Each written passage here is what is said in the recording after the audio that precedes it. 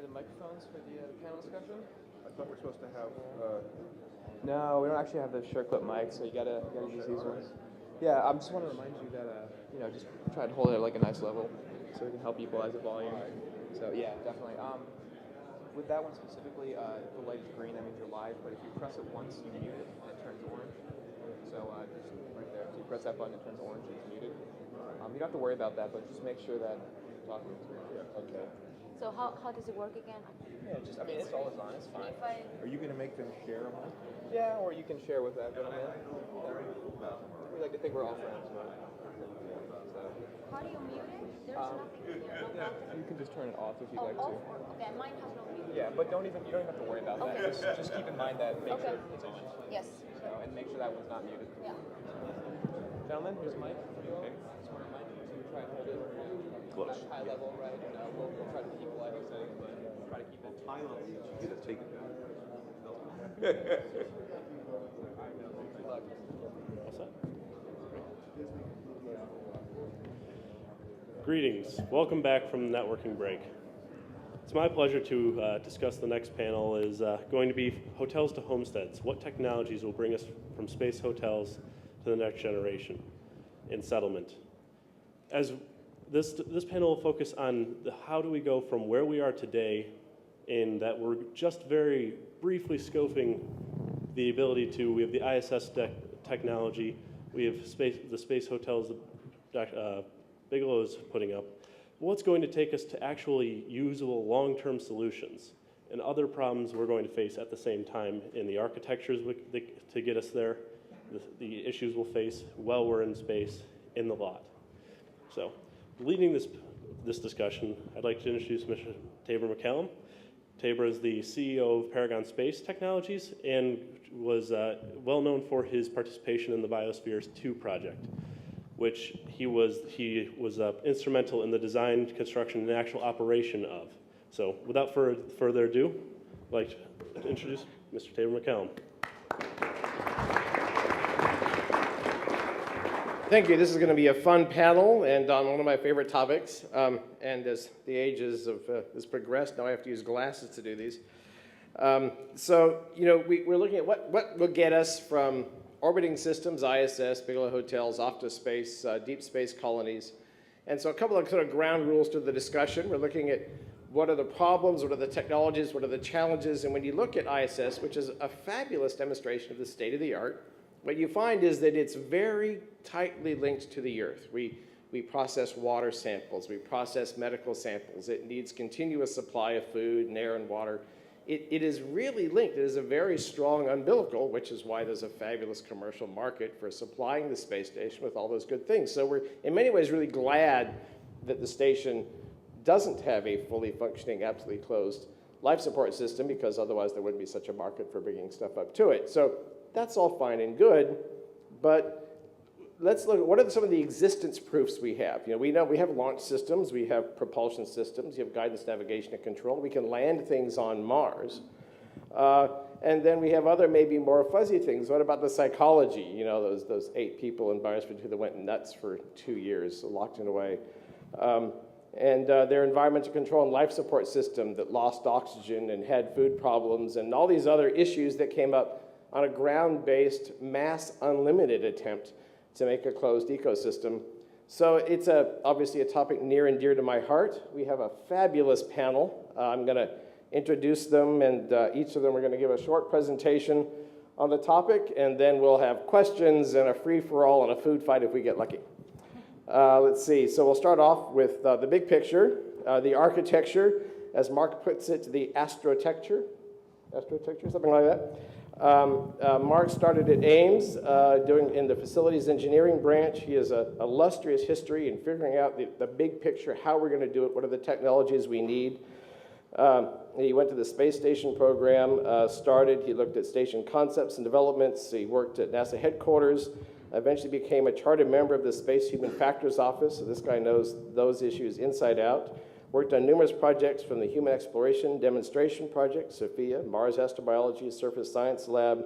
He worked at headquarters to develop the Habot, the habitable robot, mobile lunar base. helped to organize the Space Architecture Working Group within the AIAA Engineering Technical Committee. He has just recently, last year, founded Astrotecture, which seeks to focus on research, planning, and design in all gravity regimes. Congratulations to you for taking off on your own. His interest in spaceflight goes back to viewing Vanguard and Sputnik 3 and Explorer 3. Excellent. And he received his PhD from the University of Michigan. So, Mark, give us the big picture. Tell us what our challenges are and what's your point of view? Okay, thanks. May I have the first slide? I don't know how I'm going to wake up after that introduction. Food fight, no. Okay, so what I'm going to talk about is the crew productivity figure of merit.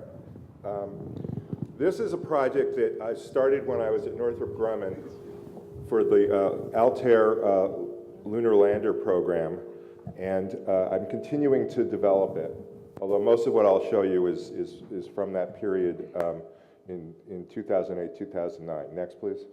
So the background is that in aerospace, we traditionally use 4 figures of merit, which are mass, cost, mission success, and crew safety. And this initiative adds a 5th equal figure of merit, the crew productivity, FOM, to ensure sustained and successful crew activities for any mission duration. And this becomes increasingly important as we go further out into deep space, back to the moon for long periods of time, to asteroids, to the Lagrange points, and onto Mars and beyond. Next. So just the scope of this still has a somewhat lunar lander flavor, but we need to look at the areas of design strategies, extreme environments, infrastructure, missions, and operations. And the most significant thing, again, are the mission durations, which we're really, when we were talking about going back to the moon, we were talking about mission durations 3 times longer than Apollo for Altair, for sortie, go anywhere sortie missions. And the extreme environments, which are very important, include thermal cycling, hypogravity, radiation, micrometeoroids, extremes of light and darkness, and toxic dust. Next, please. Oh, is this a control that I can use to advance it? Let's see if it works. Okay, so one of the things that the crew productivity FOM addresses are the 5 showstoppers for deep space and Mars. And these are hypogravity, radiation, the need for regenerative and bioregenerative life support, Mars dust, and planetary protection. And I feel safe on at least 2 of these that there's no threat of contradiction from Tabor or Irene or John. Oh, right. Okay, so the definition of the crew productivity FOM is that it means how well the spacecraft or habitat system supports the crew to be effective in carrying out the mission accurately and successfully, to be efficient in performing tasks in a timely manner with reasonable use of the available resources, and to optimize the human suitability of the operational environment. Now, the first metric is crew time in space, the availability and the ability to use it. And crew time is the most precious commodity we have in space programs. It's really the most expensive thing. Astronaut time comes out at hundreds of thousands of dollars an hour for an EVA. And crew productivity is an innovation in how NASA and the aerospace industry can do business. And hopefully it will be embraced by NewSpace as well. So, for example, over the period of time since the Apollo program, the allowable exposure limits for radiation have been severely reduced, particularly if you look at the career limit in the right column. You'll see that it's been reduced from 4 sieverts in 1970 down to 0.6 for a gray equivalent, or for a female, or 0.9 sieverts in 1997. And this is a continuing trend to where the 30-day exposure limit has dropped from the operational allowable dose of 0.5 sieverts in 30 days from an SPE down to 0.15 sieverts. So that's a reduction of more than a factor of 3. Next, please. And these don't even begin to address galactic cosmic ray particles. So lunar dust is a severe threat.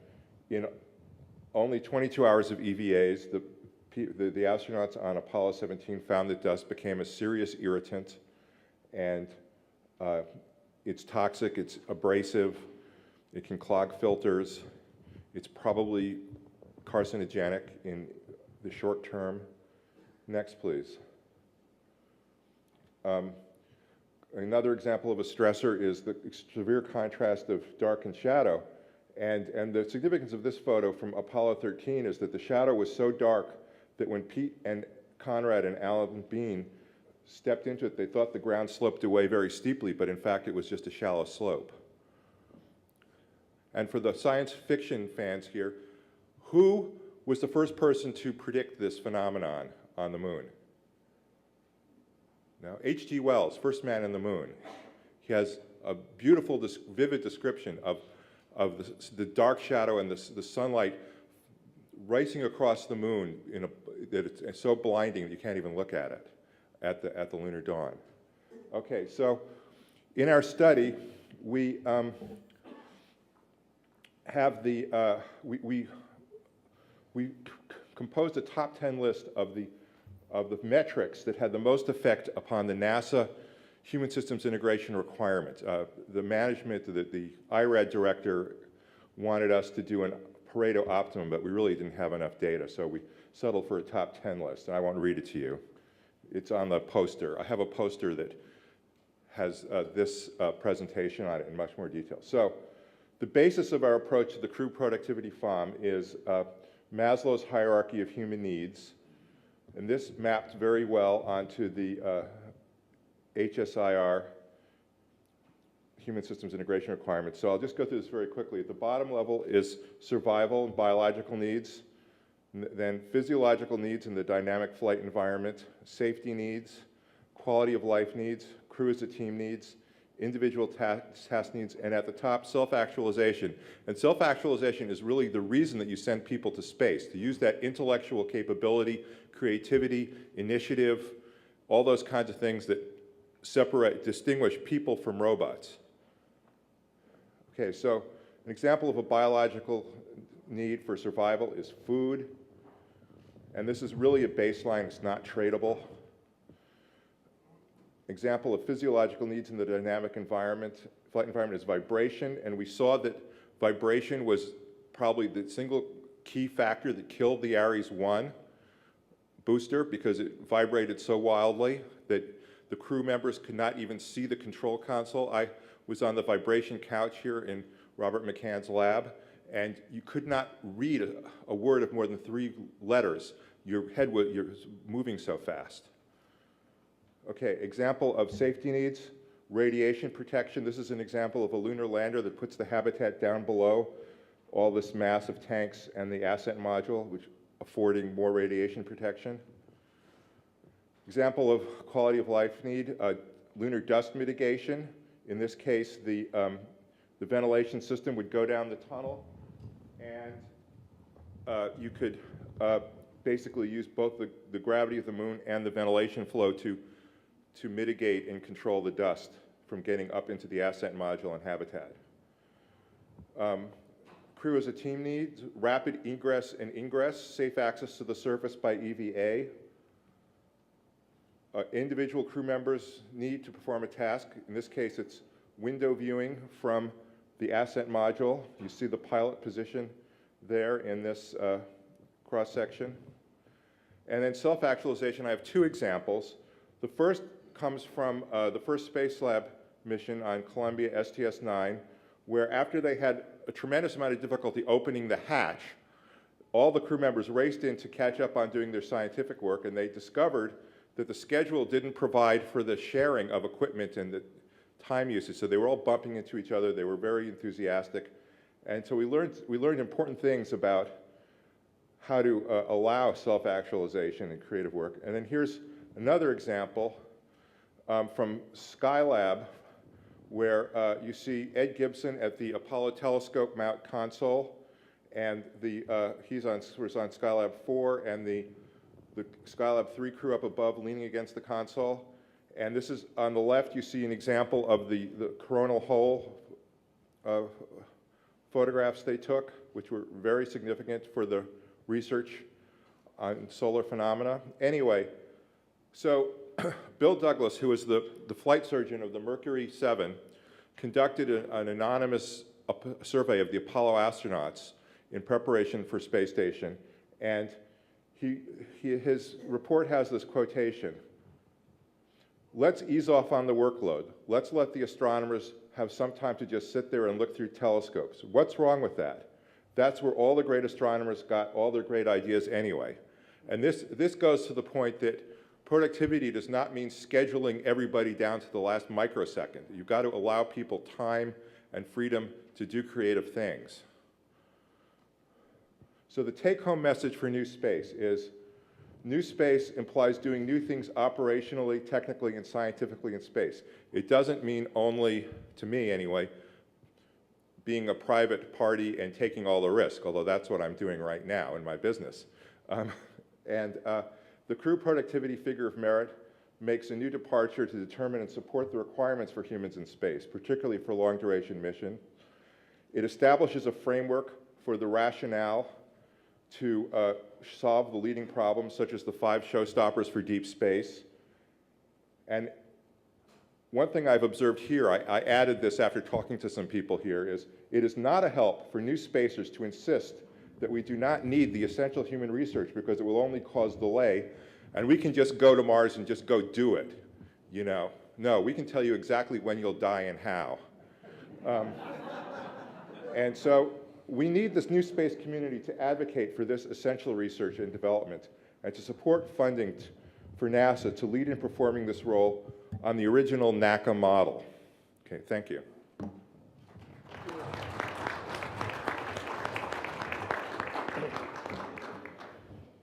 All right, next up we have Dr. John Hogan, the Advanced Life Support Systems Scientist here at Ames. He's the man who will keep us alive, keep us happy and healthy. You know, there was nothing that made us more grumpy in the biosphere than running out of food. Nothing makes people sort of get at each other's throats like, how come I didn't have breakfast this morning? So John is going to keep us all happy and healthy and well-fed and the air clean. He's an environmental scientist who supported NASA's Life Support and Habitation Systems program. Research interests include developing biological and physical chemical techniques for life support in crew systems. He is certainly one of the reigning authorities in the field in America and the world today. His research projects include development of optimized biological solid waste reactors, simulators, biological air filtration, and the capture and compression of carbon dioxide. Also, a fun note, in 2010, he was a judge of the National Middle School Competition for teams of students to create a sustainable water recycling system for the moon, NASA's Waste Limitation Management and Recycling Design Challenge. And he what's that? He had great ideas. Absolutely. And he received his PhD in environmental sciences at Rutgers University.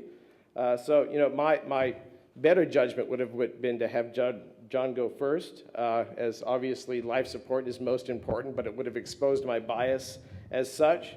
So please help us understand the future of biological science and keeping people alive.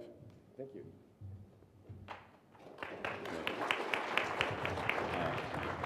Thank you, Tabor. It's a great pleasure to be here, and I'm going to talk to you today about human life support and what it takes to live away from Earth. As you know, and it depends on the day, it can actually be quite difficult even to live here on Earth, especially certain environments that even with the exquisite and the highly sophisticated life support systems that planet Earth affords us.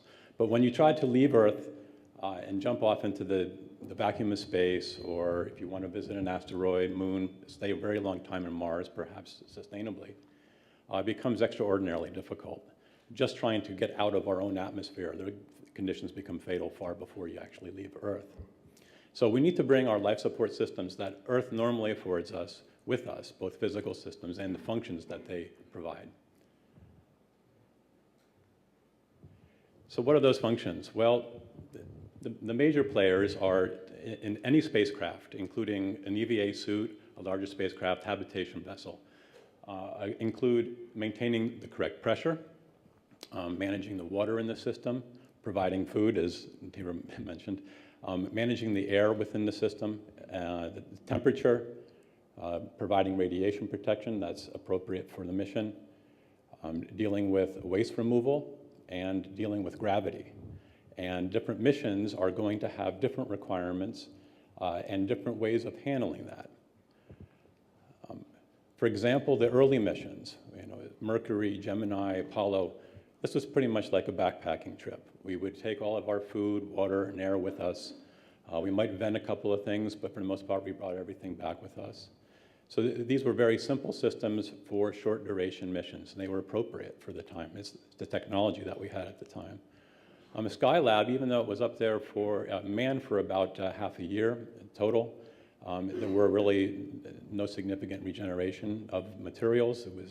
We brought it up. We had very large Saturn rockets to do that. You can see here this white large tank right here, which was an empty fuel tank, became the garbage can, and that tank actually became filled during the missions. So you can get an understanding that there are some issues associated with using consumables. Likewise, shuttle has always been relatively short missions, a couple of weeks. So we don't have regenerative technologies there. We're bringing materials up, bringing it back with us. International Space Station is actually the first vessel that has significant regeneration, and those have been added just recently, actually.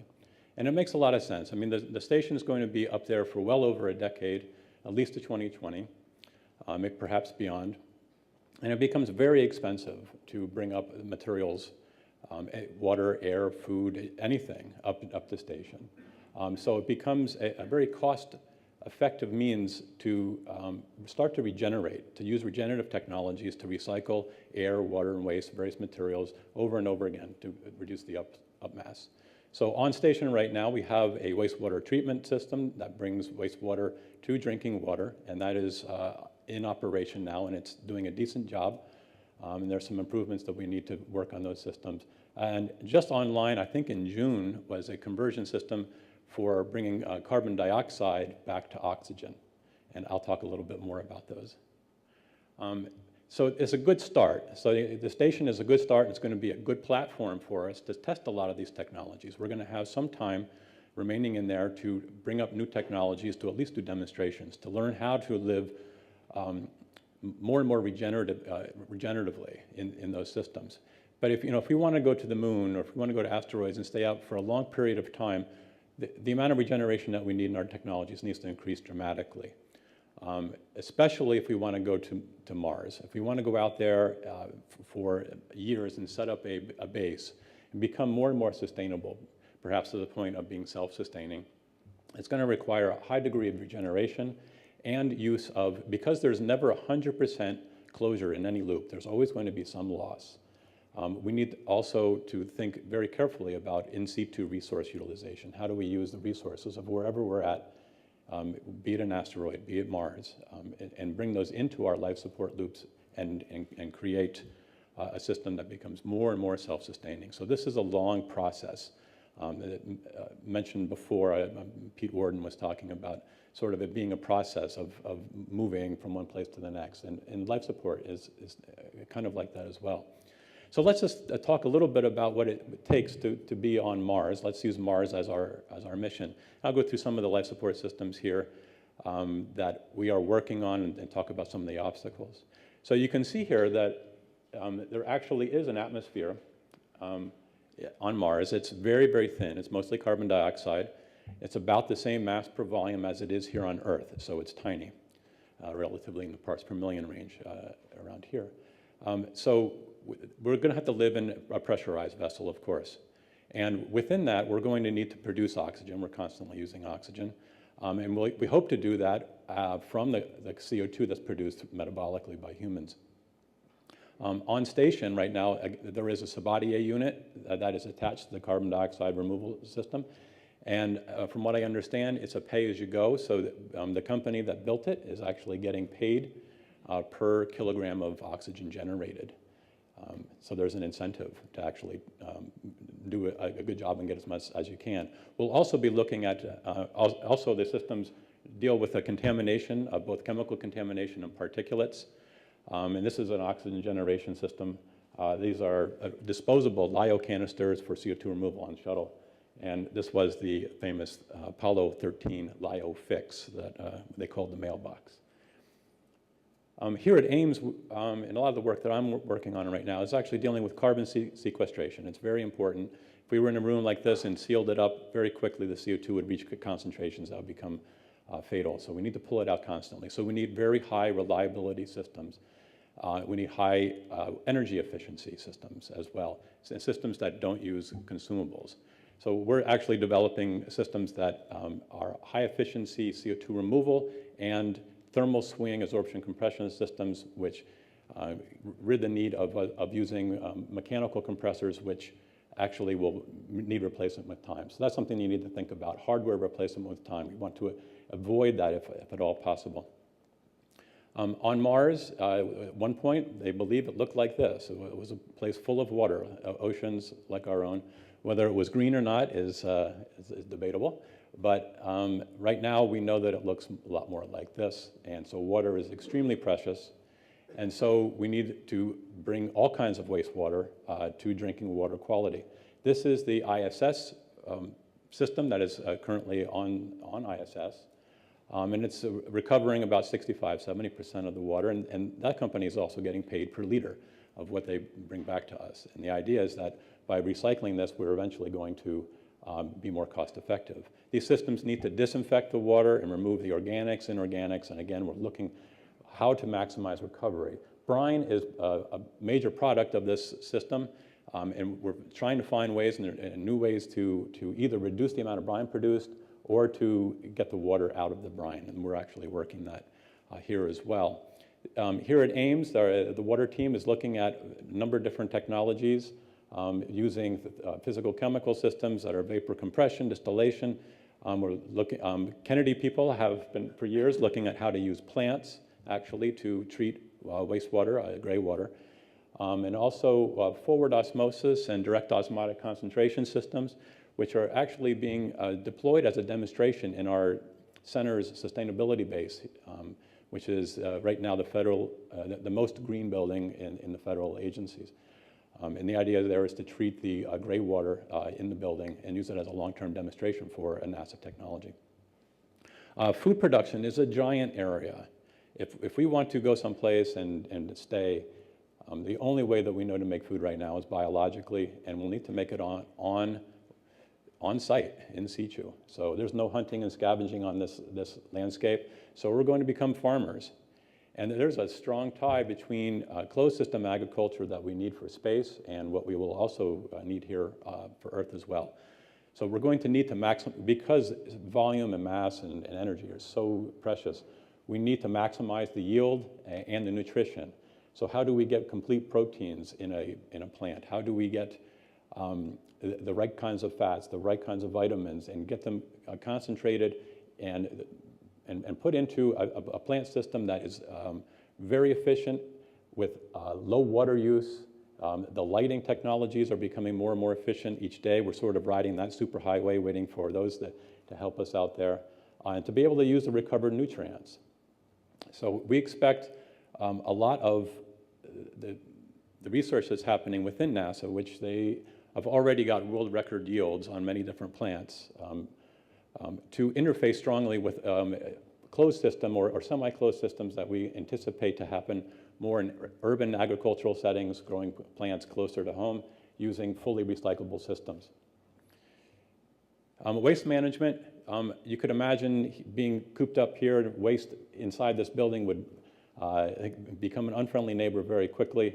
And so waste management from that perspective is very important. But perhaps even more important is that if we decide that, oh, let's throw it out the door onto the surface, well, we've lost those resources. So we don't want to think that way. We want to actually take our waste and think of them as resources.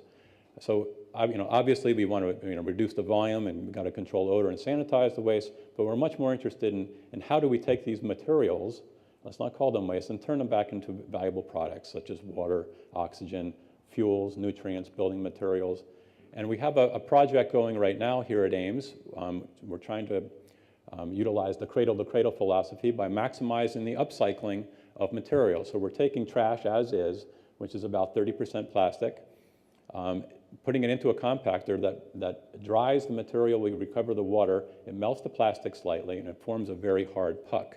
And this puck with plastic has a very high hydrogen concentration, and it was probably likely a very good radiation shield. So we're looking about the buildup of small localized radiation shielding in spacecraft with waste. Lastly, and I'll just touch upon this, energy production. Usually it's not considered to be part of the life support scenario, but obviously it's a very critical part of learning how to live. There's no oil rig here. There's no oxygen to burn oil anyway. So we're going to be harvesting energy in a very different way. And NASA has been on the forefront of this since before Apollo, trying to find ways, creating solar panels, fuel cells, did a lot of wind work. Actually, within NASA, at Glenn Research Center, was Lewis at the time, they, in the 70s, had 2,500 people working on alternative energy systems way back when, looking at advanced storage. But one area that life support is starting to interface, actually, is the development of fuels, both from waste, both through physical chemical means and biological means. We have a couple of projects here at Ames looking at how to produce fuels from either the CO2 from the Martian atmosphere or from waste. So with that, I'll wrap it up and just leave you with the old adage, life support systems, don't leave home without them. Thank you.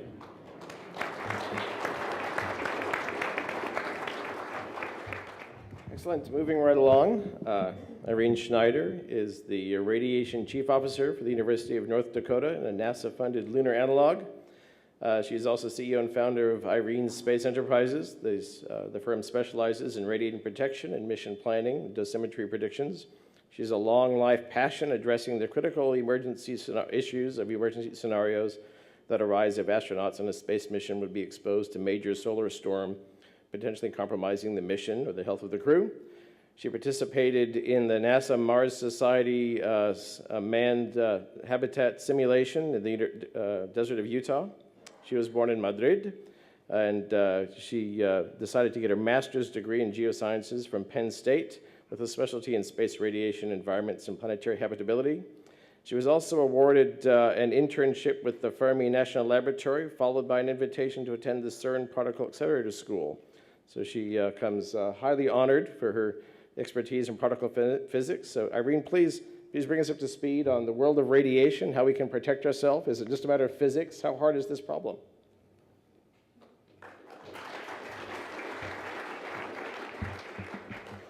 Well, actually, I didn't know I had to present, so I'm going to improvise.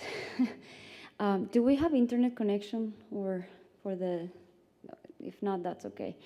I want to say, to answer your question, at IC, my newly founded company, we don't do radiation because it's easy, but because it's hard. So I don't like the word hard. It sounds too hard, and I want to say it's complex. And there's nothing of a problem that, even regardless of how complex it is, that cannot be really tackled and solved without a good analysis. So at IC, not only were the first ones commercially to tackle this problem and serving the space industry, but we are also the ones that are doing very detailed analysis that are tailored to the exact requirements of the client. So, for example, in radiation, I want everybody to understand that it's not a problem of, okay, I'll design my mission, I will build my spacecraft, and right at the end, I'll think about it and I'll put some plastic or some maybe water, that's it. That's not radiation protection.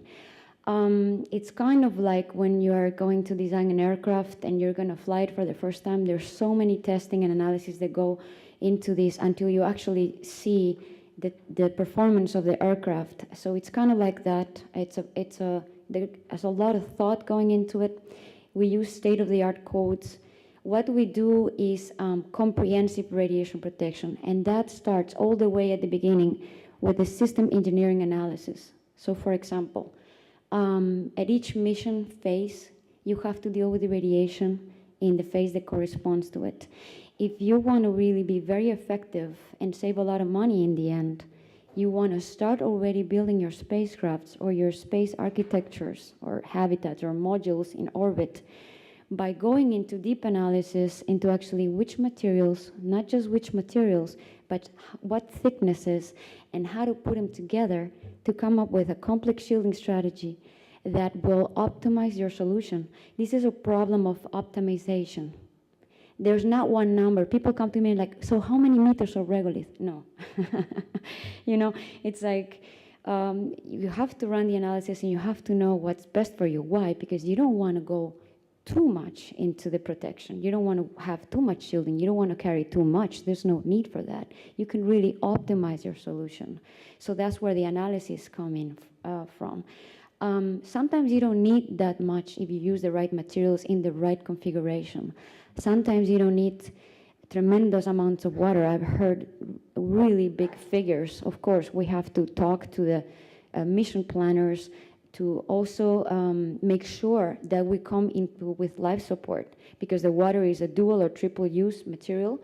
So it's a great material for radiation protection because it also can serve as life support. So you want to really tailor your solution together with the system engineers, with the mission planners. Then we have, for example, other factors like when are you flying, which year? Are you flying in solar maximum? Are you flying in solar minimum? Our codes can simulate all these together with the spacecraft configurations. What is your inclination? For example, if you're flying to a LEO, low Earth orbit mission, not only at what time, but also how many times are you going to cross the Van Allen belts. All this has to be simulated beforehand so that you can do your projections. How much dose is your crew going to get? How many times can they fly these missions?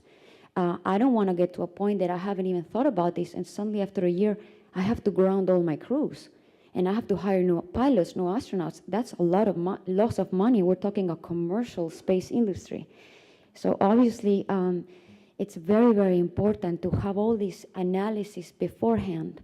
In terms of, for example, our expertise, we have core expertise not only in low Earth orbit, but also in deep space, and that covers asteroids, the moon, Mars, for example. I love the case of Mars because the case of Mars is slightly easier than the moon, believe it or not. The moon is very harsh radiation environment, no atmosphere, no magnetic field, really bad. However, you know, it's a short distance type of trip, so it's a different thing. So you not only have to think where you're landing, where you're going to be, but also how long is it going to take there? And we all are very familiar with all the discussion about which propulsion system, can we have shorter travel times, can we shorten this? Now, why is this? I want everybody to understand that when we're dealing with radiation, it's a very complex trade-off study. We're trying to see who's the worst monster here. So, for example, we have several contributions. If we're flying a LEO mission, we're going to get the worst contributions are going to be from the Van Allen belts, from crossing them successively, right? In the South Atlantic anomaly, right? We have to calculate for that. But we are under the protection of the magnetic field, which is superb. We have a force field here on Earth. So we don't have to worry so much about cosmic rays, galactic cosmic rays. However, if we exit the magnetic field, then we're going into deep space. And if we're going to the moon or if we're going to Mars, then not only we're going to cross the Van Allen belts, we're going to be subject to cosmic rays. We have to take into account that exposure. And we might be hit by solar flares, solar storms, particularly in this cycle right now that we just entered. It's a solar maximum, and it's one of the most ferocious. It's predicted to be one of the worst in recorded history. So one of these monster flares, first of all, they're unpredictable. Each of them are different. You can not only predict when they're going to hit, how long they're going to last, or how they're going to look. So it's completely random. They can also take place during solar minimum. When you read things on the literature or even on the media, and usually people put a lot of emphasis on the solar maximum, but they can actually take place during solar minimum as well. With less probability, but they are there. So we have to think about those. What we do when we run a very deep analysis, I personally like the middle way. I'm very moderate when it comes to, I'm not an extremist. I don't want to say only, oh, everything is really horrible and really hard, or, oh, this is easy, we don't even need to look at it. I like to take the middle path and be very moderate. But when you do a good analysis, you have to think about your worst case scenarios, your nominal profiles, as well as the case in which you don't have any solar flare. So we run all those cases. In terms of the worst case scenarios, you may have read that NASA, by the way, we follow most of NASA thinking, even though we sometimes depart from that because we also are developing new methodologies and new strategies of thinking. And I'll give you an example now. For example, if you are going to think about your worst case scenarios, well, we run the cases for the worst solar storm events ever in history. And there you have to take into account, for example, if you're flying with a spacecraft configuration such as Apollo. Apollo was made out of aluminum. There's not a worse material than that. Of course, back then they didn't know. If I read the reports of Apollo, the dosimetry, which means when they were recording the radiation, they were making the doses, some of the detectors were not that appropriate. They didn't know that much. So actually those doses are underestimating the true environment. New simulations, new codes that are coming right now are adding new contributions from the research, and they're seeing that it's not dramatizing it, but they're seeing that some of the contributions could have a little bit more effect than previously thought, okay? Also, the interaction between these high energy particles and the actual cells and the biological systems is not very well understood. Why? Because the only data we have is really coming from Hiroshima, Nagasaki. You know, these are nuclear bombs, and they're very different type of radiation as well. So that's another thing. Second, the other data we have is really from, medical research, which is also different type of radiation. And the other type of data is coming from the astronauts flying into LEO. Of course, we have the Apollo astronauts. The thing with the Apollo astronauts is that they flew for very short periods of time. And they were very lucky to skip one of the worst solar proton events in history in 1972. I call it the lucky strike. Because had they been there on an EVA, that would have not been a pretty thing to talk about. And I'm personally a fan of the astronauts, so I don't want to see anything bad happening to them. So basically, you can't design and fly a whole mission just thinking, oh, well, we're going to be lucky, or, oh, nothing happened in Apollo, therefore nothing's going to ever happen. That's not true. They were lucky. What else I wanted to say about, but for example, some of the departures of the traditional philosophy.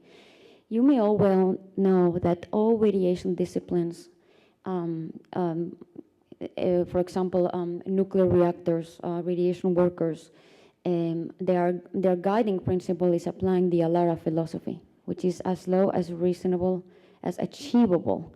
This is important because you cannot just go crazy and say, okay, I need 10 meters of regolith. No, you don't.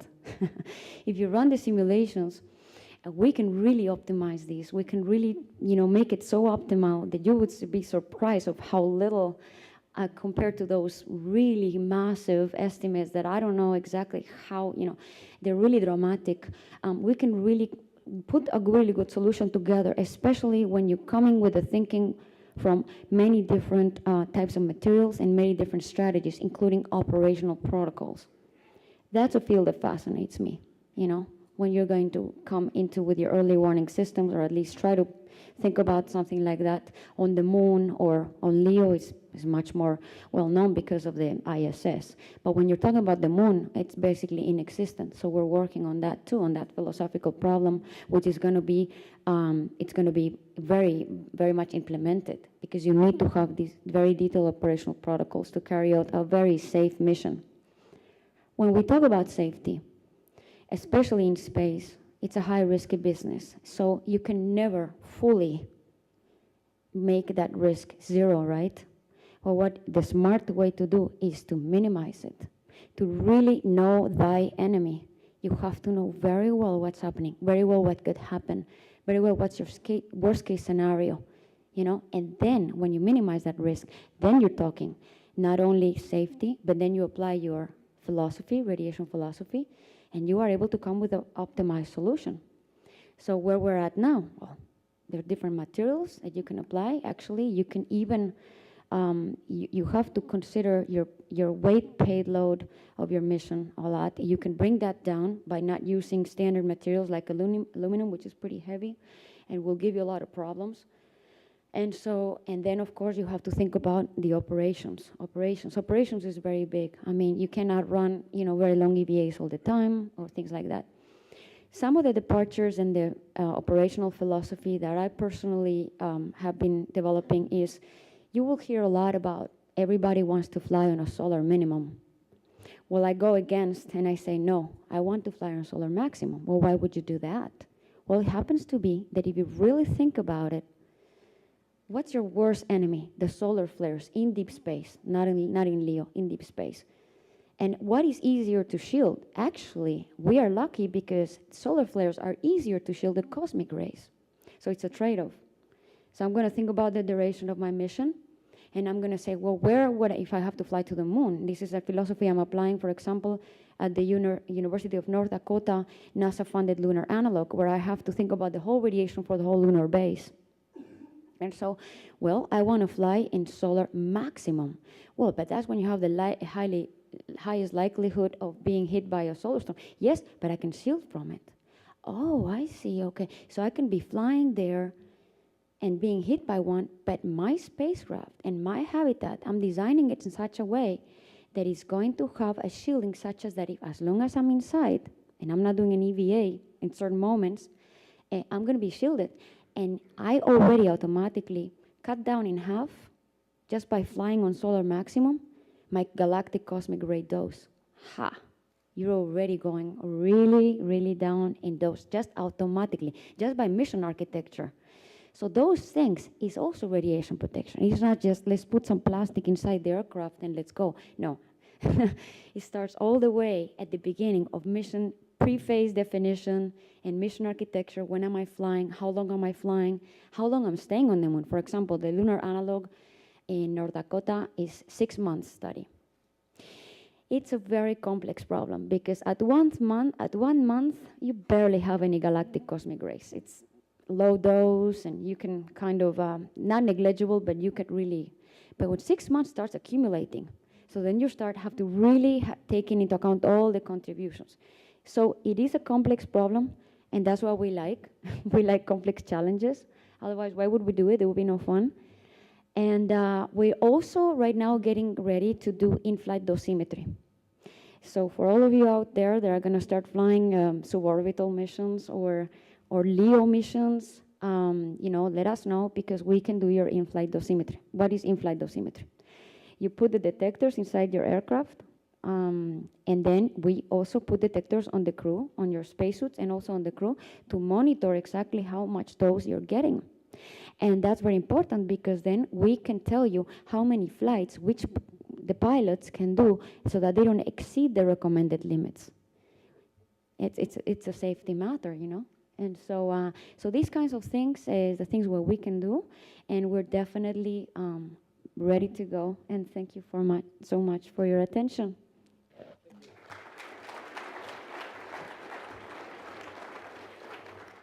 All right, last but in no way least, Joe Carroll of Tether Applications has many decades of doing what all of us would really like to do very often, taking ideas to real flight hardware and getting the data and doing the good engineering.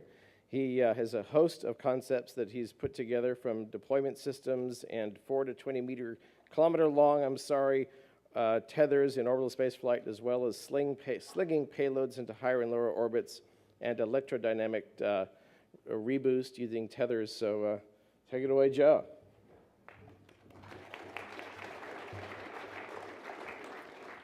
Actually turn that off for a couple minutes.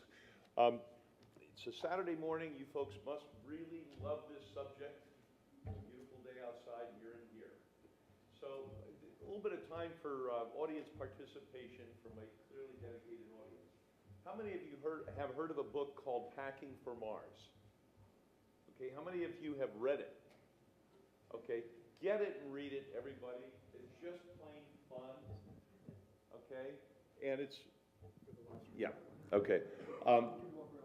Yeah, it's just plain fun, and it's very well done.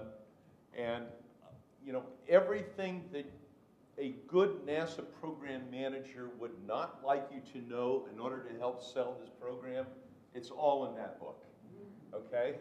It's all readable. I asked Dr. Jim Logan, who he and John Charles, both of JSC, were two of the people quoted the most. And I asked Jim, actually the last time I was here, whether he got taken to the woodshed over his contributions. And he said, yeah, but it doesn't hurt, and I'm used to it. Okay? So it's a fun book. It's a very great introduction to human factors and to why engineers regard people as squishy and don't like to deal with them. You know, the whole spam in a can thing. People are difficult to engineer for and with and around. And Packing for Mars, The Curious Science of Life in the Void by Mary Roach, who lives in Oakland. In fact, if there's a panel like this next year, put Mary on it. It's really worth reading, okay? There's another book, A Botany of Desire. How many of you have heard of that? Okay, a few. It's a quicker read than Packing for Mars. It's a nice, short, plane flight kind of read. It's got only 4 chapters. It's by a journalist gardener who's later gotten more seriously interested in food. He did a food manifesto and Omnivore's Dilemma. But A Botany of Desire is about plants' view of humans. 4 plants with significant interactions with humans. Okay, apples, tulips, marijuana, and potatoes, and how they manipulate humans to do things that they can't do themselves since they don't have legs and muscles and nervous systems, okay? It's again, a plant's view of humans and how to manipulate them. It's a great read, and it's relevant because if we're serious about settlement, it's going to be more about food than about rocket fuel, okay? Third question, forestieri underground gardens. How many of you have heard of that? Hardly anybody, okay? Look it up. It's a very quirky place in Fresno, right off West Shaw Avenue, just barely off Highway 99, a block or 2 off it. Irregular hours that you can take tours. I was fortunate enough to take one on a hot afternoon last summer, okay? It's a rabbit warren sized for people, dug by a Sicilian immigrant whose first experience in this country was helping dig the Boston subway. When he moved out here and spent his money in Fresno buying some land without ever having lived there for a summer, and then lived through the summer, he started digging down because it was comfortable, okay? He spent the next 47 years hiring himself out as a laborer and digging and planting, making underground courtyards with small openings at the top, and it's just a very unusual place, okay? And the reason it's relevant here is, as Jim Logan of JSC says, we can visit the moon and Mars, but we can't live on them. We have to live in them.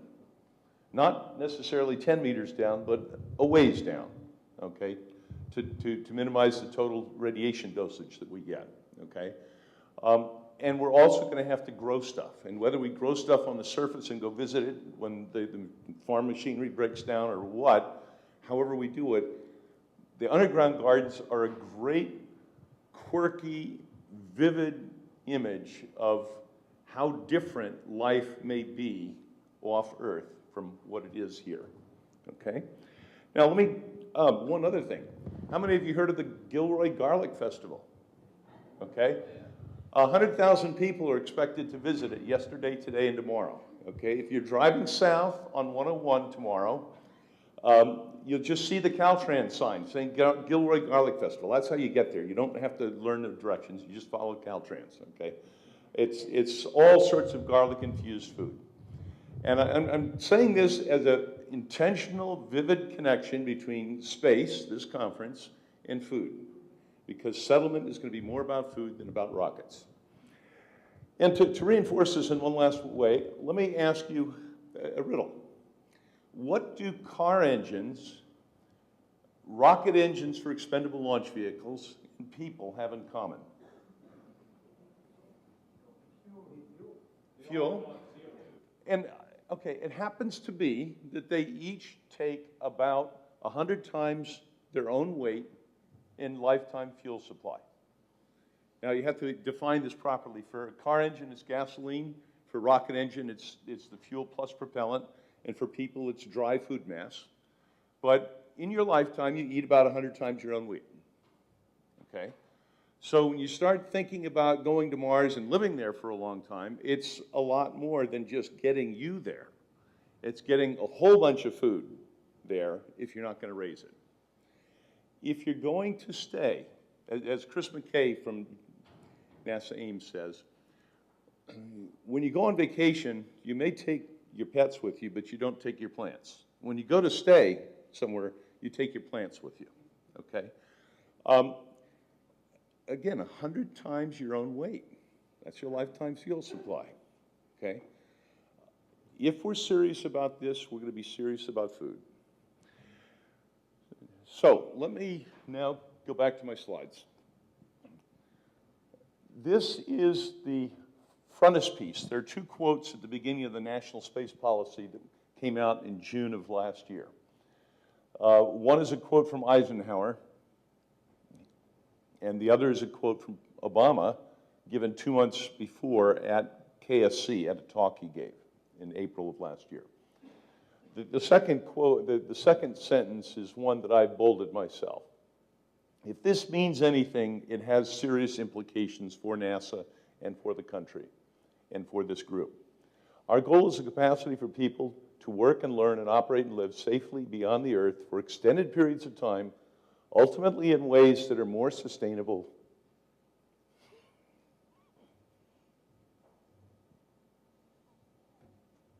and even indefinite.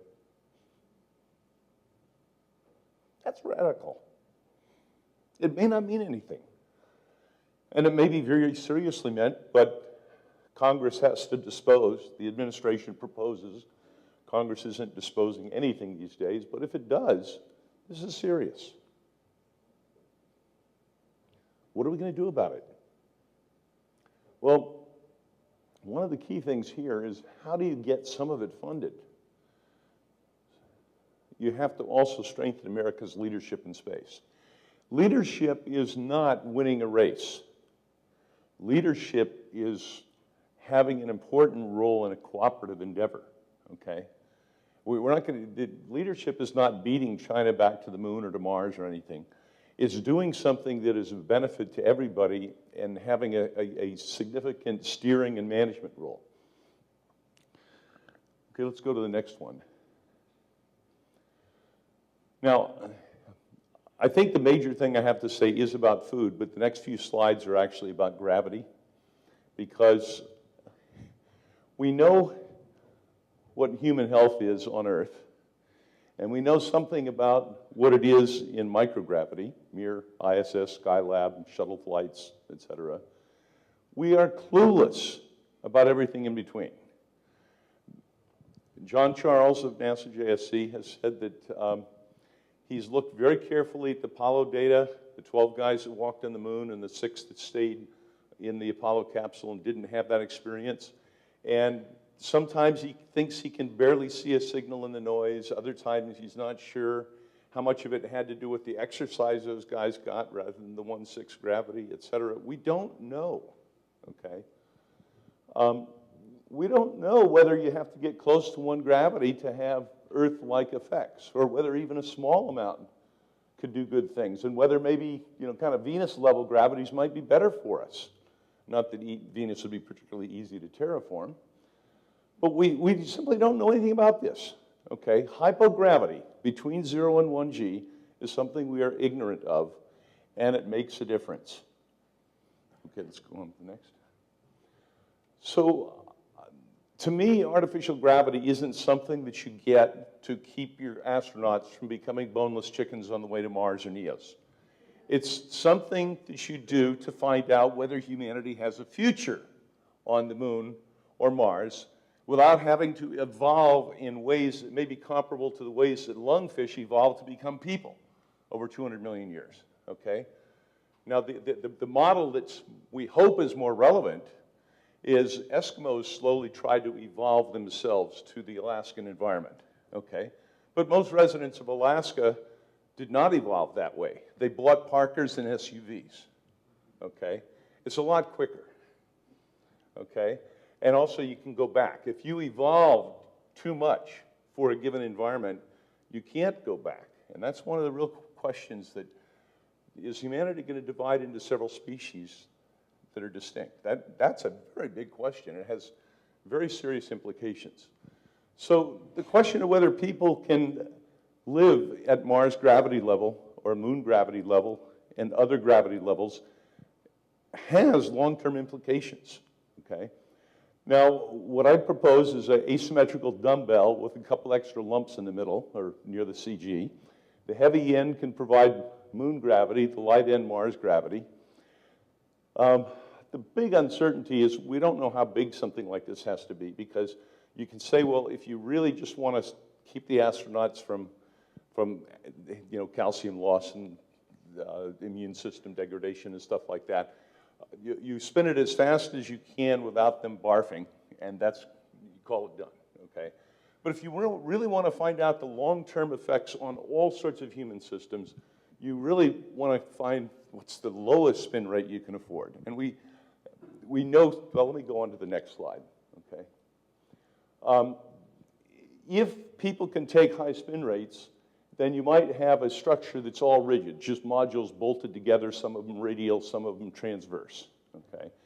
But eventually this gets pretty heavy, and if you want to spin slowly, like 1.5 RPM or less, you may want to have a tunnel, an inflatable tunnel, okay? You may even buy a ½ kilometer of tunnel, okay? But eventually, if it turns out you need to spin slowly, more slowly than you can afford to with tunnels, you're going to need tunnels at the short end and cables at the long end, or cables at both ends. We don't know enough to know which design we should use. The paper that I wrote for last year's IAF Congress says design concepts for artificial gravity research. We don't know which of 4 different designs we should build yet, because we don't know what spin rates are tolerable. Let's go to the next one. Now, just looking at the cabins, the modules, okay? You take a Falcon 9 with a standard fairing, and you say, well, what if I don't use the 17-foot diameter fairing? I use a longer, thinner one that has the same bending moment during worst-case launch aero loads. It can be substantially longer. And to scale, it's about the same as a 737-600 cabin. Okay, that's a substantial amount of room. And this artificial gravity facility concept for human research, human-related research, would have 6 of these, 3 at one end, 1 at the other, and 2 in between, 1 at the CG for conventional docking and 1 at a lower G level. This is not a cheap facility, okay? This is not something you do to find out whether people can, you know, how much gravity you need on the way to Mars. This is what you do to find out if you've got a future on Mars or the Moon, okay? In order to find out which of the 4 different designs you do and how long it is and how fast it spins, you can do tests with, you can do them with Soyuz or with Dragon and the spent stage. Now, believe it or not, back in the mid-60s, the Gemini program, which was a stopgap program that was started after Apollo to answer 4 questions that they wanted answered before. They didn't want to wait until Apollo manned flights in order to answer them. It was, can people take 2 weeks in 0G? Can they rendezvous? Can they do EVA? And I can't remember the 4th one. But they ran through the problems that they needed to address. Oh, controlled reentry, lifting entry. That was the 4th one. They ran through the problems faster than they expected, and so they were looking for things to do for the last 2 flights, 11 and 12. And one of them, a friend of mine, somebody walked into his office and says, I see you did some analysis of something involving cables. You want to try and figure out something to do on the last 2 missions with a cable, with, you know, some kind of spinning experiment? Less than 1 year later, Gemini 11 flew with a tether experiment. okay? It was 100 feet of seatbelt material, lightly stitched down onto a restraint layer, and they went up to the Agena, joined to it, and then backed away and peeled off the lightly stitched down seatbelt, and then used the thrusters to spin up. At first, they were going to try to actually get sensible G levels, like lunar gravity, but they decided to be conservative and just very low levels. I mean, they couldn't feel it, but they could let go of a pen and see that it was accelerating slowly. Gemini 11 did that with a slow spin. Gemini 12 used just libration, very, very weak forces, okay? Buzz Aldrin remembers the experiment. He was on Gemini 12. He's maintained an interest in tethers. We can do this, whatever we want to. And it turns out that the payload penalty is just roughly the weight of the tether. You have to spend propellant to spin up and stuff like that, but it ends up being propellant that can displace other propellant needed during and after phasing. So this is stuff we can start doing now, okay? I'll go on to the next one. Okay, now just conclusions related to the artificial gravity. Man's been going into orbit for 50 years, and we seem stuck. Maybe it's time to take human physiology seriously before planning long missions. It wasn't necessary for the moon. It isn't necessary for dash and return to a NEO. But if you think that our long-term goal is to understand the issues facing us for settlements off Earth, we need to do this. A manned artificial gravity facility lets us learn more about our future and any limits on the future and test ways around these limits, okay? It's not like, okay, we have problems, we have to stop. We've had problems for the last 50 years for crew accommodation to zero G, but it hasn't stopped us. We've done active research. We've learned a lot of useful stuff. I mean, one of the things we've learned is it's not an easy problem. If we want to have a future off Earth, we have to do this stuff. We want to have a long-term future. Now, here's the new one, wild card. Such facilities, relatively roomy facilities, also let us explore partial gravity automated agriculture. I mean, humanity's history in the last 10,000 years has been mostly subsistence agriculture. Last couple of hundred years has been substantial technological advance. We don't want to go into space and get back to subsistence agriculture as the normal lifestyle, okay? You can do that on Earth. You can be poor and work real hard on Earth. We don't want to return to that when we go into space. So we have to master automated agriculture, ecosystem design and management, diagnostics, et cetera. And here's remember the last sentence of the first slide was leadership on Earth. The high payoff on Earth, well, automated agriculture, yeah. I mean, Red Whitaker is doing work on space robotics, but he's also doing work on automated agriculture, okay? There's a connection. If we're serious about this stuff, then what's going to happen? Well, for example, next year, the Space Frontier Foundation should have a session or maybe even a half day on food research, what are the issues. AIM should be holding workshops at USDA facilities and the land-grant colleges that do a lot of research related to agriculture. Next year's business competition.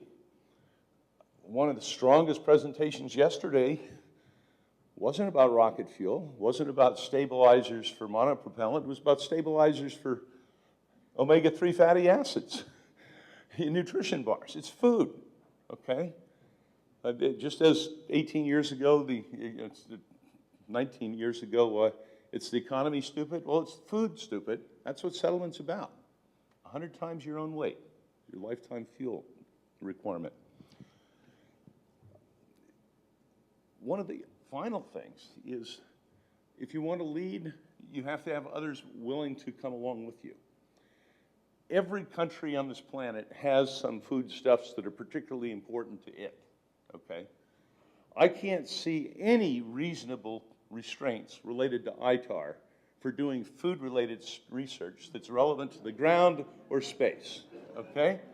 We should be able to, and I'm serious.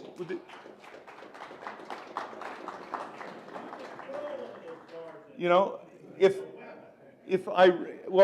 mean, they do talk about food security and all this stuff. But, you know, you eat pistachios from Iran all the time, okay? Iran should be concerned about pistachio quality and survivability, and gee, it's a rich, concentrated foodstuff. I think this is an area where if we're serious, it has implications, and I'm really interested in finding out how seriously we take this. Okay.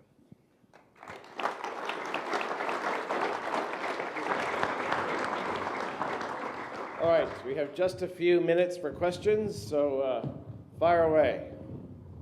Any and all. Going sort of back to the title, you can see from what's going on with Bigelow that we could have hotels someday, maybe a lot. And we know from Gerard O'Neill that you can have orbital settlements, and that works very well, possibly better than Mars. But there's a pretty big gap, okay? And Then a miracle occurs. Maybe you can put, facilities for very disabled rich people in the middle of micro-G, but how do you get across that gap? Well, there's an acronym called CELS, which has meant closed or controlled and ecological or environmental life support system. I propose that we replace it with MELS, managed ecological life support systems, okay? That's where you have the commonality with USDA. I mean, a farm is a managed ecology. You can't completely control it. Pesticides that you use are indications of imperfect control, okay? The fertilizer you use are indication of imperfect environment, okay? But a managed ecological life support system is something that the food production people on Earth, and that's a many, many, many billion-dollar a year industry, whenever you look at something old in a new way, you learn new stuff that you didn't expect to learn, okay? Looking at major food crops from the perspective of potential relevance to space and Earth, and doing it with researchers that are experts in the terrestrial applications, they're going to note stuff that a space researcher wouldn't think of noting. Now, the space researchers will note things they don't, et cetera, but there's an opportunity to do stuff that has a relatively short-term payoff, starting with experiments on the ground, but, you know, for example, we can't turn G down below 1 on Earth, but we can turn it up. We can have centrifuges and grow plants in centrifuges, and things that were surprising there, that tells us what to experiment with in partial gravity, okay? I think it's going to be a gradation of closure, very slow.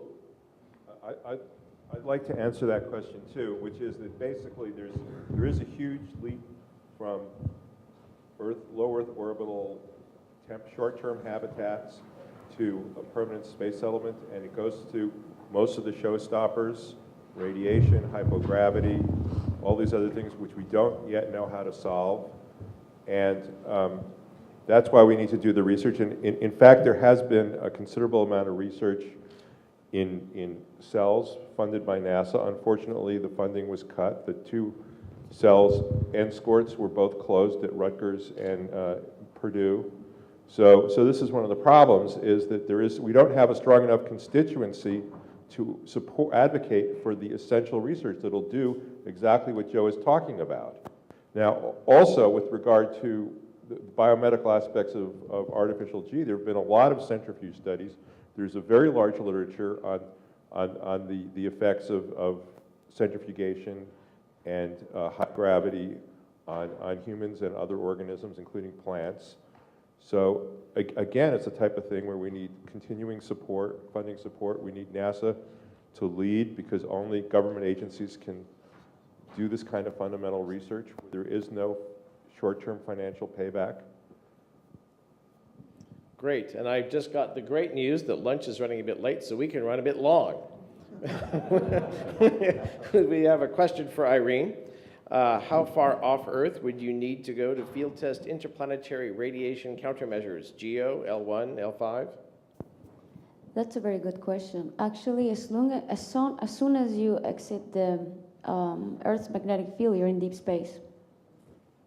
So really, you could just be anywhere you want. I think the moon is a great place, but there you do have 50% less contribution from the planetary body shielding, which means because galactic cosmic rays are an isotropic contribution. Basically, what that means is that if you were standing in a deep space point, just basically floating in space, the galactic cosmic rays are coming at you from 360 degrees. However, if you're standing on a planetary body, you can already have half off because you're being shielded by the other half of that planetary body. That would not apply for a meteorite, by the way, or an asteroid. Okay, because I mean, it depends how big the asteroid is, of course, if it's a really big asteroid. But if it's a tiny asteroid, then no, you cannot subtract the 50% off. So I would say, I think the moon is a great place to do that because you're short enough to come back if something really bad happens. You have 3 days kind of trip. If somebody gets really sick, you can still intervene the person medically. But if you're talking where, just as long as you exit the magnetic field of the Earth, you're already in deep space. Thank you. And one from in the front.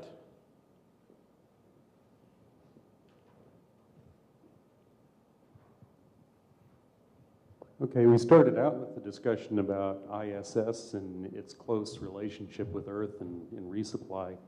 One thing I hadn't heard addressed that I'd like to get some thoughts about is supportability in terms of spare parts and those kinds of things to keep these systems working. I wonder if anybody has any ideas on that.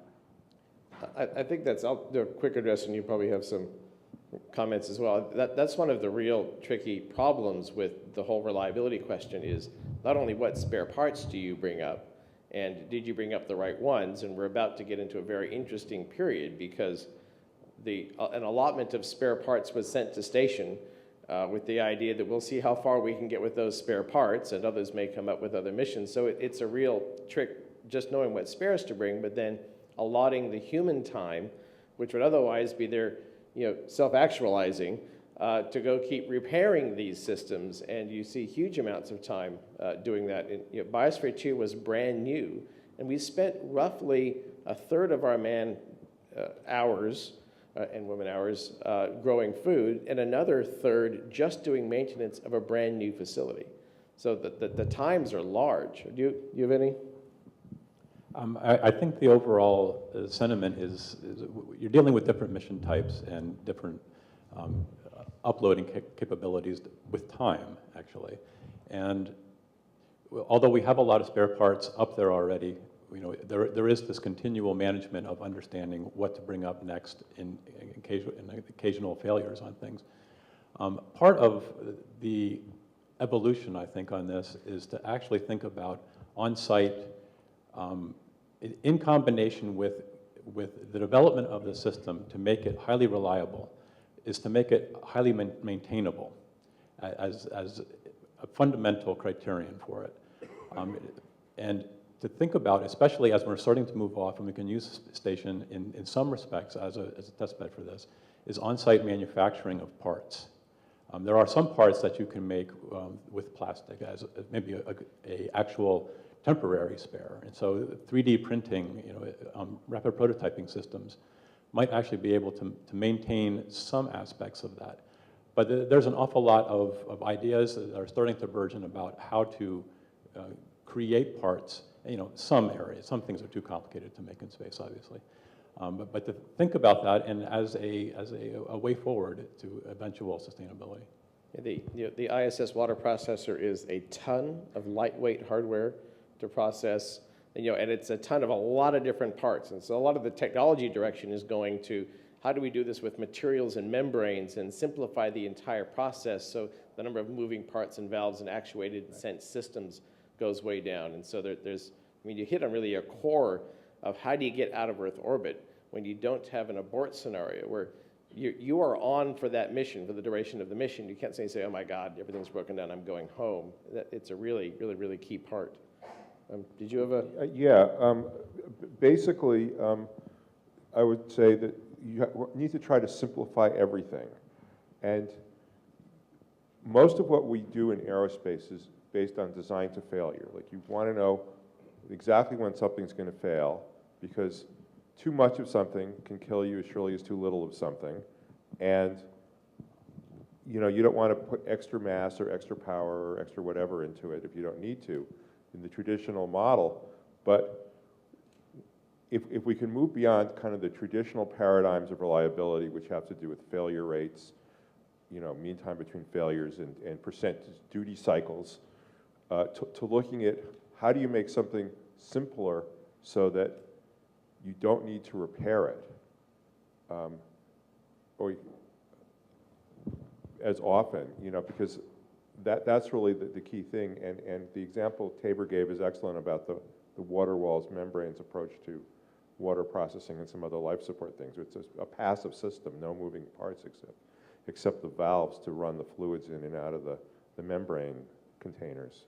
Let me, okay. an example of things that don't require much maintenance. Two examples. One is sewage pumps.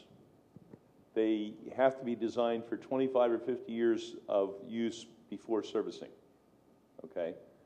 Nobody likes to service them.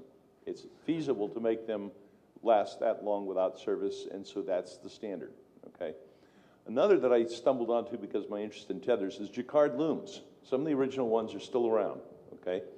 They require maintenance every 50 years, okay? There are a lot of strings in them that have to be replaced, and the last I heard, there were two guys in their 80s that knew how to do that, and they were going around the world and fixing all the ones that needed fixing. It's not the current approach, but it needs to be taken seriously in these environments, that you really have to make things bulletproof. In mining equipment, it used to be the rule that everything had to be everything that you had to be able to do in the mine had to be done with one large wrench, which also served as a hammer. Okay, so it's a different design philosophy than an iPod. That's great. So we have two related questions for Dr. Hogan. What fields do you recommend the next generation study to learn how to create new technologies for space and planetary life support? And what are we doing to test self-contained habitats and regenerative biosystems from the safety of Earth? Well, to answer the first question, everything. I think that there's going to become a new paradigm that starts to look at life support as a critical function. I think that we live on a planet and we don't see it as a spacecraft. We don't see it as a system that has life support systems that are highly interconnected and we're completely dependent on them. We tend to create systems that think of these as resources and not as systems themselves. And as Tabor's experience with Biosphere 2 shows, that this is extremely complex. Making even a small replication of this overall system is extremely complex, and there is essentially almost no single field that's going to reign over any particular other. When you look at the realm of things that NASA needs to accommodate to keep people alive in space, it's essentially everything that we have here.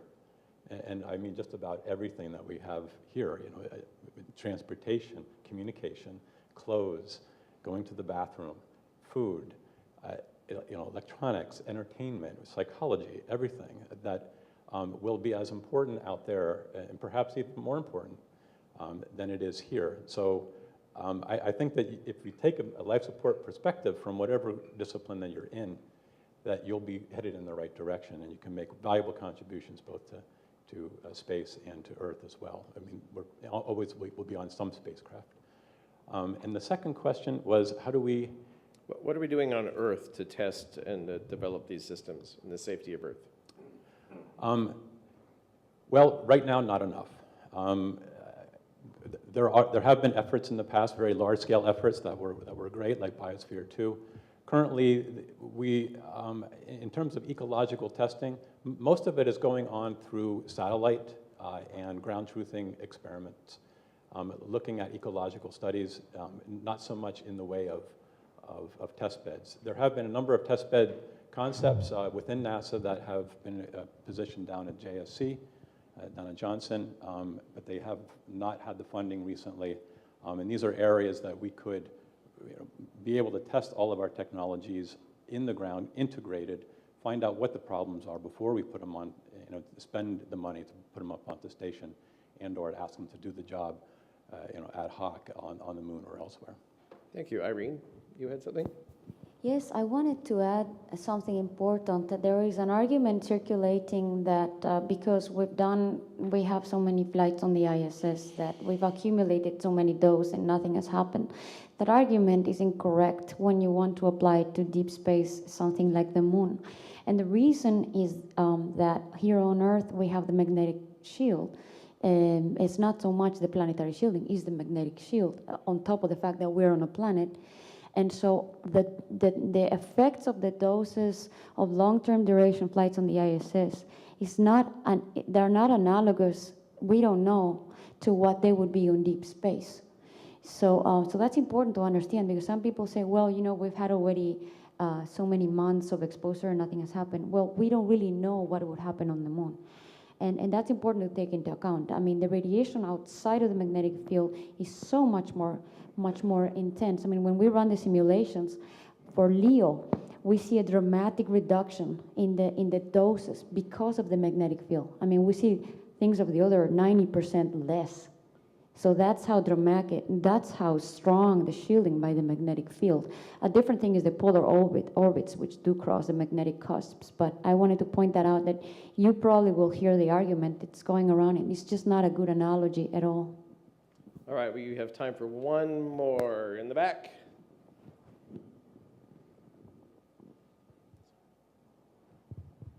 You mentioned the reduction of complexity as one of the key elements going forward, but isn't the ability to characterize in near real time the state of the systems and subsystems what's going to enable us to move the locus of control to the people whose lives depend on the equipment?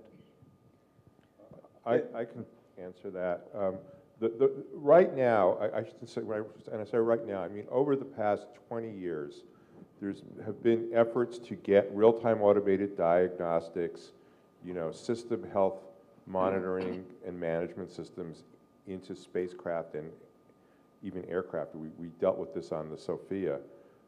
And the problem that we've still encountered very much is that the system engineering approach is very suspicious of putting those software kernels into the main programs, and the hardware engineers are very suspicious of putting the sensors into the hardware at all the critical points.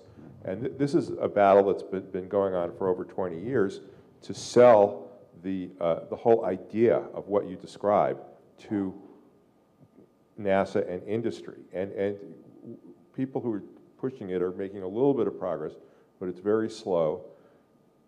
And what it comes down to is, how can you comprehend complexity in real time as how the system's functioning? And to do that, you need to use your data system as a central integration tool for everything. And we're just not there yet because there's just so much opposition and resistance to doing business a different way. We had, as an example of that, we had vibroacoustic monitoring on every piece of rotating machinery in the biosphere. So we could know when the bearing was starting to go, and try to get some predictive end life, so we would then schedule when I'm going to have to go fix that bearing. That was useful, absolutely, but I would rather not have to go fix that bearing. And the number of times we had to go back to the machine shop to go to fix something began to eat up our time, and Biosphere 2 is relatively new, so it's useful to have predictive monitoring, absolutely, but it's something that can be seen in concert with getting rid of the pump and the valve altogether. Microgravity has many interesting mysteries. Normal pump wear on ISS creates, the very teeny tiny little bits of metal.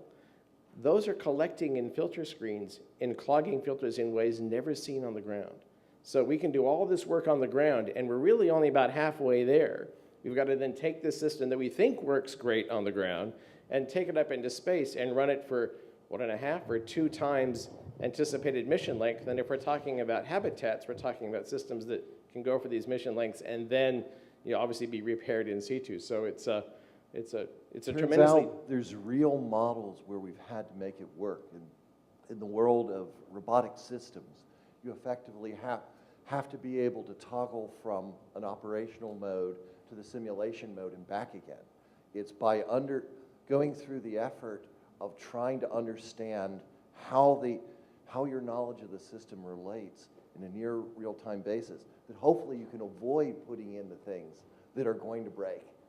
Okay, and as it evolves to the point where your knowledge of how the system is functioning becomes an integral part of how you're operating the system itself, it changes the rules in interesting ways. All right, thank you. I think we're done. Thank you very much. Thank you to the panel, a fabulous panel. Thank you. Appreciate all the great questions. Thank you very much. Received his PhD from the University of Michigan. So, Mark, give us the big picture. Tell us what our challenges are and what's your point of view? Okay, thanks. May I have the first slide? I don't know how I'm going to wake up after that introduction. No. Food fight, no. Okay, so what I'm going to talk about is the crew productivity figure of merit. This is a project that I started when I was at Northrop Grumman for the Altair Lunar Lander program, and I'm continuing to develop it, although most of what I'll show you is from that period in 2008, 2009. Next, please. So the background is that in aerospace, we traditionally use 4 figures of merit, which are mass, cost, mission success, and crew safety. And this initiative adds a 5th equal figure of merit, the crew productivity, FOM, to ensure sustained and successful crew activities for any mission duration. And this becomes increasingly important as we go further out into deep space, back to the moon for long periods of time, to asteroids, to the Lagrange points, and onto Mars and beyond. Next. So just the scope of this still has a somewhat lunar lander flavor, but we need to look at the areas of design strategies, extreme environments, infrastructure, missions, and operations. And the most significant thing, again, are the mission durations, which we're really, when we were talking about going back to the moon, we were talking about mission durations 3 times longer than Apollo for Altair, for sortie, go anywhere sortie missions. And the extreme environments, which are very important, include thermal cycling, hypogravity, radiation, micrometeoroids, extremes of light and darkness, and toxic dust. Next, please. Oh, is this a control that I can use to advance it? Let's see if it works. Okay, so one of the things that the crew productivity FOM addresses are the 5 showstoppers for deep space and Mars. And these are hypogravity, radiation, the need for regenerative and bioregenerative life support, Mars dust, and planetary protection. And I feel safe on at least 2 of these that there's no threat of contradiction from Tabor or Irene or John. Oh, right. Okay, so the definition of the crew productivity FOM is that it means how well the spacecraft or habitat system supports the crew to be effective in carrying out the mission accurately and successfully, to be efficient in performing tasks in a timely manner with reasonable use of the available resources, and to optimize the human suitability of the operational environment. Now, the first metric is crew time in space, the availability and the ability to use it. And crew time is the most precious commodity we have in space programs. It's really the most expensive thing. Astronaut time comes out at hundreds of thousands of dollars an hour for an EVA. And crew productivity is an innovation in how NASA and the aerospace industry can do business. And hopefully it will be embraced by NewSpace as well. So, for example, over the period of time since the Apollo program, the allowable exposure limits for radiation have been severely reduced, particularly if you look at the career limit in the right column. You'll see that It's been reduced from 4 sieverts in 1970 down to 0.6 for a gray equivalent, or for a female, or 0.9 sieverts in 1997. And this is a continuing trend to where the 30-day exposure limit has dropped from the operational allowable dose of 0.5 sieverts in 30 days from an SPE down to 0.15 sieverts. So that's a reduction of more than a factor of 3. Next, please.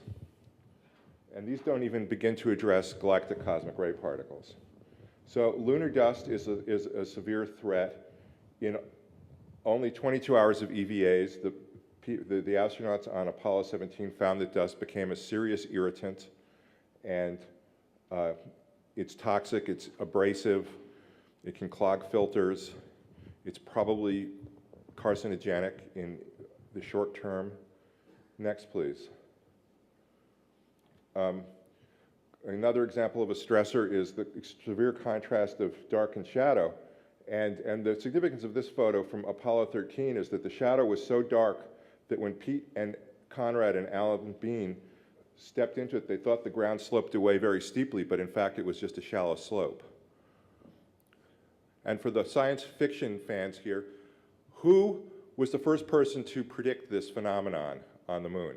And so a couple of sort of ground rules to the discussion. We're looking at what are the problems, what are the technologies, what are the challenges, and when you look at ISS, which is a fabulous demonstration of the state of the art, what you find is that it's very tightly linked to the Earth. We process water samples, we process medical samples. It needs continuous supply of food and air and water. It is really linked. It is a very strong umbilical, which is why there's a fabulous commercial market for supplying the space station with all those good things. So we're, in many ways, really glad that the station doesn't have a fully functioning, absolutely closed life support system, because otherwise there wouldn't be such a market for bringing stuff up to it. So that's all fine and good, but let's look at what are some of the existence proofs we have. You know we have launch systems, we have propulsion systems, you have guidance, navigation, and control. We can land things on Mars. And then we have other maybe more fuzzy things. What about the psychology? You know, those 8 people in Byers-Ford that went nuts for 2 years, locked in away. And their environmental control and life support system that lost oxygen and had food problems and all these other issues that came up on a ground-based, mass unlimited attempt to make a closed ecosystem. So it's obviously a topic near and dear to my heart. We have a fabulous panel. I'm going to introduce them, and each of them are going to give a short presentation on the topic, and then we'll have questions and a free-for-all and a food fight if we get lucky. Let's see, so we'll start off with the big picture, the architecture, as Mark puts it, the astrotecture, something like that. Mark started at Ames in the facilities engineering branch. He has an illustrious history in figuring out the big picture, how we're going to do it, what are the technologies we need. He went to the space station program, he looked at station concepts and developments, he worked at NASA headquarters, eventually became a chartered member of the Space Human Factors Office, so this guy knows those issues inside out. Worked on numerous projects from the Human Exploration Demonstration Project, SOFIA, Mars Astrobiology Surface Science Lab. He worked at headquarters to develop the Habot, the habitable robot, mobile lunar base. Helped to organize the Space Architecture Working Group within the AIAA Engineering Technical Committee. He has just recently, last year, founded Astrotecture, which seeks to focus on research, planning, and design in all gravity regimes. Congratulations to you for taking off on your own. His interest in spaceflight goes back to viewing Vanguard and Sputnik 3 and Explorer 3. Oh, excellent. And Now, H.G. Wells, first man in the moon, he has a beautiful, vivid description of the dark shadow and the sunlight racing across the moon that it's so blinding that you can't even look at it at the lunar dawn. Okay, so in our study, we have we composed a top 10 list of the metrics that had the most effect upon the NASA human systems integration requirements. The management, the IRAD director wanted us to do an Pareto optimum, but we really didn't have enough data, so we settled for a top 10 list, and I won't read it to you. It's on the poster. I have a poster that has this presentation on it in much more detail. So the basis of our approach to the crew productivity FOM is Maslow's hierarchy of human needs. And this maps very well onto the HSIR, Human Systems Integration Requirements. So I'll just go through this very quickly. At the bottom level is survival and biological needs, then physiological needs in the dynamic flight environment, safety needs, quality of life needs, crew as a team needs, individual task needs, and at the top, self-actualization. And self-actualization is really the reason that you send people to space, to use that intellectual capability, creativity, initiative, all those kinds of things that distinguish people from robots. Okay, so an example of a biological need for survival is food. And this is really a baseline, it's not tradable. Example of physiological needs in the dynamic environment, flight environment, is vibration. And we saw that vibration was probably the single key factor that killed the Ares 1 booster, because it vibrated so wildly that the crew members could not even see the control console. I was on the vibration couch here in Robert McCann's lab, and you could not read a word of more than 3 letters. You're moving so fast. Okay, example of safety needs, radiation protection. This is an example of a lunar lander that puts the habitat down below all this mass of tanks and the ascent module, which affording more radiation protection. Example of quality of life need, lunar dust mitigation. In this case, the ventilation system would go down the tunnel and For the microphones for the panel discussion? I thought we're supposed to have No, we don't actually have the sure clip mic, so you gotta use these ones. Yeah, I just want to remind you that just try to hold it at like a nice level, so we can help equalize the volume. So yeah, definitely. With that one specifically, the light is green. That means you're live. But if you press it once, you mute it, and it turns orange.